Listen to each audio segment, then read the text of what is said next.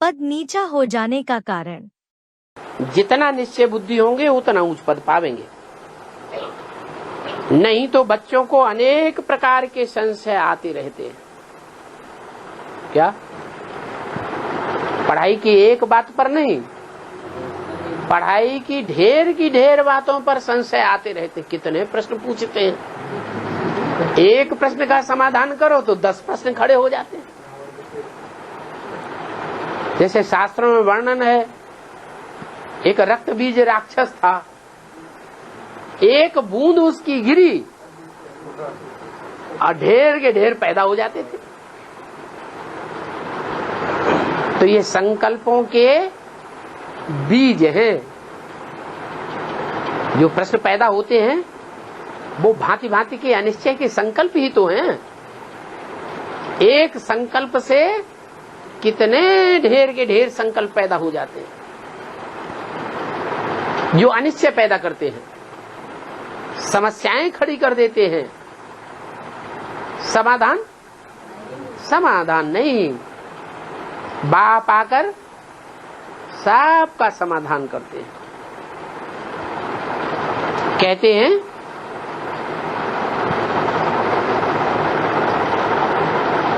कि इन संशय के कारण, संशय बुद्धि होने के कारण, अनिश्चय बुद्धि होने के कारण तुम अनेक प्रकार के बेकायदे काम कर लेते हो। क्या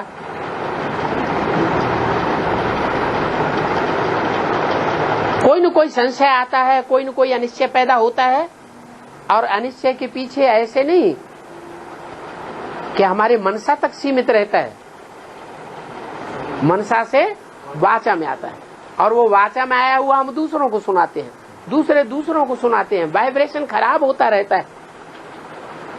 बाप के प्रति, ड्रामा के प्रति, अपनी आत्मा के प्रति अनिश्चय पैदा होता रहता है। और अंजाम क्या होता है? अंजाम क्या होता है? हमारा पद नीचे होता जाता है। पद नीचा कब होगा? प्रैक्टिकल कर्म करने से पद नीचा होगा या सिर्फ मनसा से सोचने से पद नीचा होगा? जो अंदर संशय आते हैं वो हमसे बेकायदे कर्म भी करा देते हैं। खान पान आदि की फिर परहेज भी नहीं रखते। संशय पैदा हुआ, अरे खाओ कुछ नहीं होता है, ऐसा वैसे ही है। भगवान की बातें हैं। मांसाहारी देवता तो होते नहीं। देवताएं जो हैं, जो देवात्मा बनने वाले होंगे, वो मांस का आहार करने वाले तो होते नहीं हैं। पुरुषार्थ तो करना होता है देवता बनने के लिए,